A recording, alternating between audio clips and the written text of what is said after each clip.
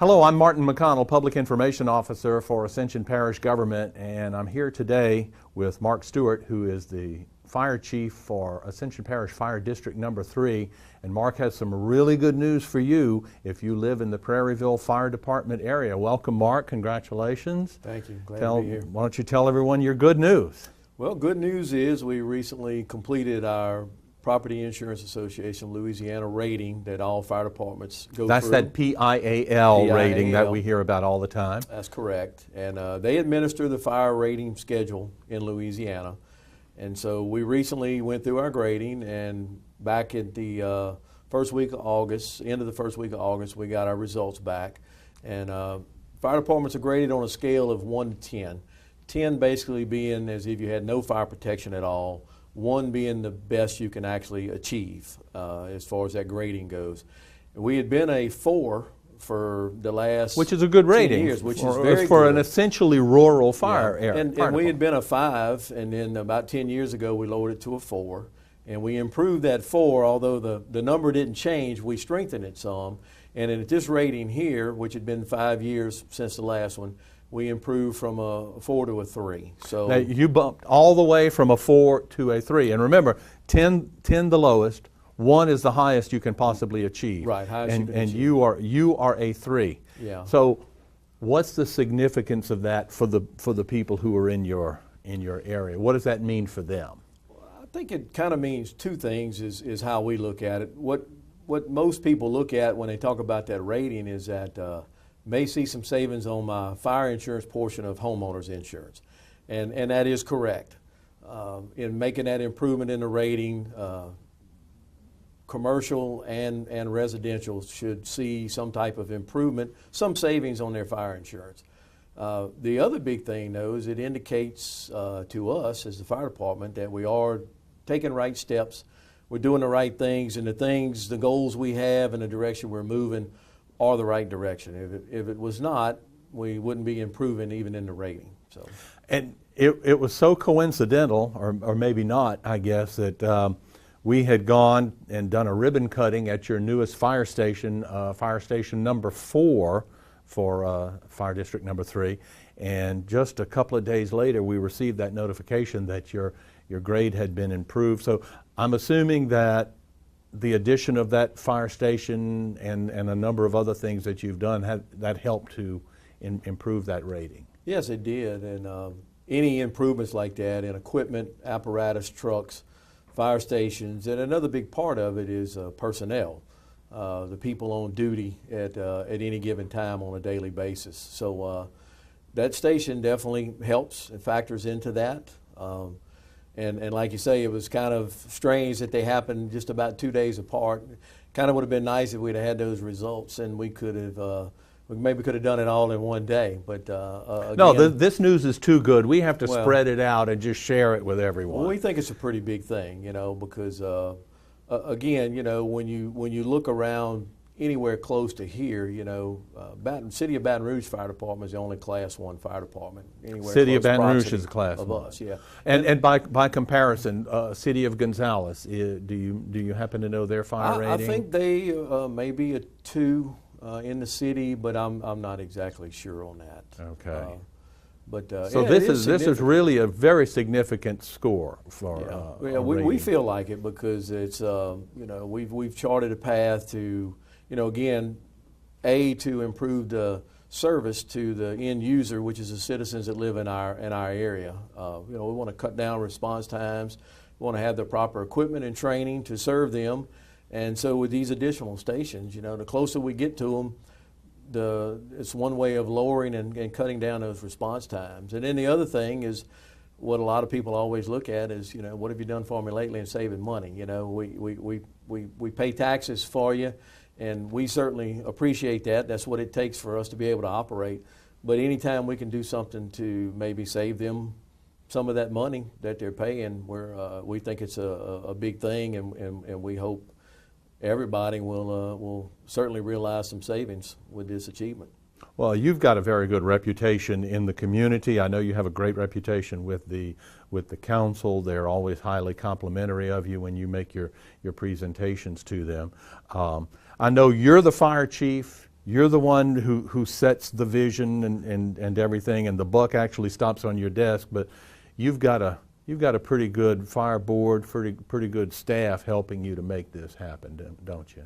Oh, absolutely. And, you know, anything like this is not a one-person thing by any means. And, you know, even charting the course and setting the vision, you know, that's come with help from the fire board members, from my staff, from the firefighters and stuff that we have within our department. And, you know, for many years as volunteers at Prairieville, before it became Fire District 3, they did an excellent, wonderful job of serving the citizens up there. But the volume of calls and the needs for service were just overwhelming. Volunteers just couldn't do it. So, and the council, you know, has supported us from when we first became Fire District 3. When was that, Mark? That was in 2004. In the early 2000s, yeah. As I recall. And, you know, obviously it took the council to allow that to happen, to go to a vote of the people.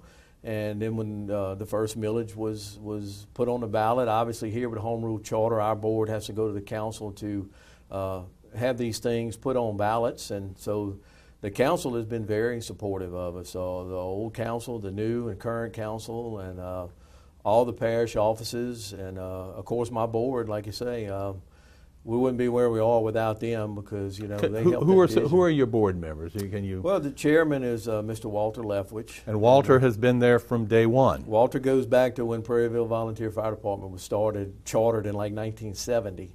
So definitely he's been there literally from the beginning.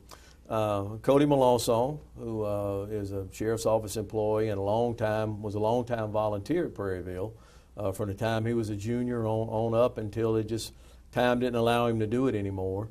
We have Tracy Bordelon, who's a business owner, and she is recently on our board. She's been on, I think, maybe just a couple of years. Brings a good business background. And we have Jack Harris, again, another business owner in the parish, and good business background. And Gary Newman. Gary Newman is a retired fire investigator with Baton Rouge Fire Department. And so he knows the fire department side of it, the background. He's lived it until he retired, and also is good as far as a good money manager as well as the rest of them are. So you got law enforcement background, you got business background, you got fire background, you got community background, and all of that comes together to make up your fire board. So they really got their finger on the pulse, as it were. They know what's going on in the community. Yeah, and absolutely they do, and it's varied. So they bring a lot of stuff with the business backgrounds and other things to help us operate it. But they, one of the requirements, they have to live in our district. So they feel that same pinch. When taxes are needed or something, they're paying them too, and they understand that. How the residents feel, and so with all of that in mind, they do have a pulse for the feel of the community, because they live in Fire District 3's community. Now, if somebody wants to get involved, you're a professional fire department now. Is there still such a thing as a volunteer firefighter? Do you still have someone like that who maybe wants to get involved in it, but on a part-time basis and learn it little by little? Is there opportunities available for someone like that? Yeah, there is. We don't see as many as we used to, but we're kind of what's considered in the world of fire service a combination department. It means we are full-time personnel, but we still have volunteers. And the volunteers are a very small handful now. And again, it's just one of those dynamics, living in Ascension Parish. Generally, both parts of the household, the husband and wife, both work. Young kids are involved in sports, school activities, all of that. It's hard for them to find time to give, because we still do welcome volunteers. And once in a while, we'll get somebody to come along, but they really almost have to spend as much time and achieve the same amount of training and stuff, because it's such a dangerous profession. So we can't just say, well, you want to volunteer, so you don't need to be as trained as well as a guy that does it full time. It doesn't work that way. If you're going to go in the same fire, you got to have the same training. And fires and emergencies never seem to occur at convenient moments, do they? Never. Right in the middle of opening Christmas presents, Thanksgiving dinner, right when it's time for you to go to work, or you've been at work all day and then you finally get a chance, you get your shower and ready to go to bed, and bingo, that's when it seems to happen. So, but the volunteers of the past, they really got us to where we are today, and we owe them a debt of gratitude. These guys that put aside their lives to get this whole thing started, to enable you to have a professional firefighting staff, right? oh now. yeah, absolutely. Like I say, it was built on the backs of the volunteers, and again, just as recently, as 2004.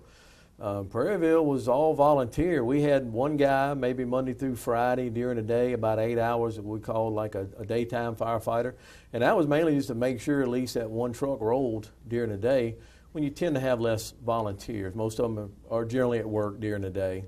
But certainly the volunteers built it, and they were the ones that said at that point in time that we just can't continue at this pace. The call volume had increased so much up there, and where at one point you might have wake up 2 times during a week at night, to go answer a call. It was getting to where it was 2-3 times a night, getting up every night, So when you got to get up and go work another job in the morning and stuff, it gets to be, it's quite a burden. So they were the ones that really saw it and said, we need to look and see about changing directions.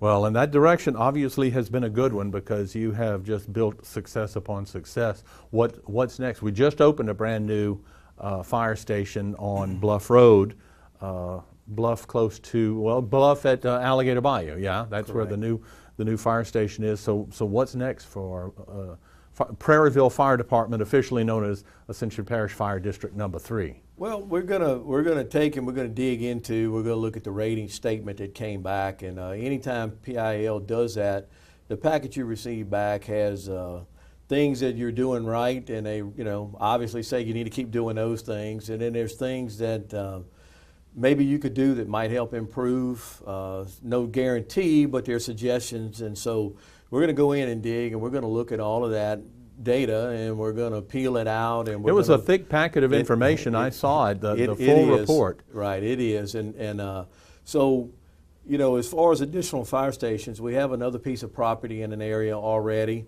Some things are changing in the rating, the way it's done, and so we're going to dig into that and look, and we'd like to have a little time for this new station to be open, and we can gather some data on response times and stuff now that we have the new station there. We'll continue to improve equipment. A lot of things like our bunker gear and stuff has a 10-year recommended life, and so fire trucks 15 years, and so that's a constant ongoing thing. The last rating, we looked like maybe there's a couple of additional pieces of equipment that may need to be purchased, but and we're going to continue to try to up our staffing, and that's a big component, as I said before, of the rating is your daily staffing numbers. So we're going to continue to work to try to improve that. So it's always something. It's constant training, constant improvement. You've always got to do better. Yeah, 20, 25 years ago, your biggest focus was mainly just fires and firefighting. And then hazmat came into play, hazardous materials response. Then the fire service really got in after the old days of emergency Squad 51 in California. Remember that moved show. across the country. So medical response became a big part of it. Then terrorism response, just rescue, vehicle rescue, rope, confined space, urban search and rescue, swift water, flood water. Our people are trained, in all of that. So it basically is a constant, ongoing. And I promised that I wasn't going to ask you too many specific statistics, but about how many calls a day, week, month do you all get? I was just looking at July. I believe we were at 270. For 270 calls so we're almost 10 a day. You're nine calls a day. If you looked at it as an average, yeah, and that's significant, so Chief. We're again probably 200-300 ahead at this point of where we were last year, and that's just a part of the growth out here. The more people that come in, the more traffic, the more people living here, the more the need for our type of services, whether it's just medical emergencies, traffic accidents, more homes, more fires, that type of stuff. So it'll only continue to grow. We're not likely. I don't believe we'll ever see a time when that will turn around and start trending down the number of calls for service. I think it'll continue, to trend up, which is generally what happens when more people come in. More people need your service. More people need the service, and we are so happy and proud that you all are there providing the service. Again, your fire rating has improved from a 4, which is really good, to a 3, which is outstanding. The highest that it can possibly be is a 1, and it's almost unheard of for what is essentially a rural fire. It's hard to make the argument that Prairieville area is still rural, but it still is, and you all have managed to achieve that. So congratulations, Chief Mark Stewart with Ascension Parish Fire District number 3, better known as the Prairieville Fire Department. Congratulations on your success, and thank you for being here with us today. Thank you for having me. I appreciate it. My privilege.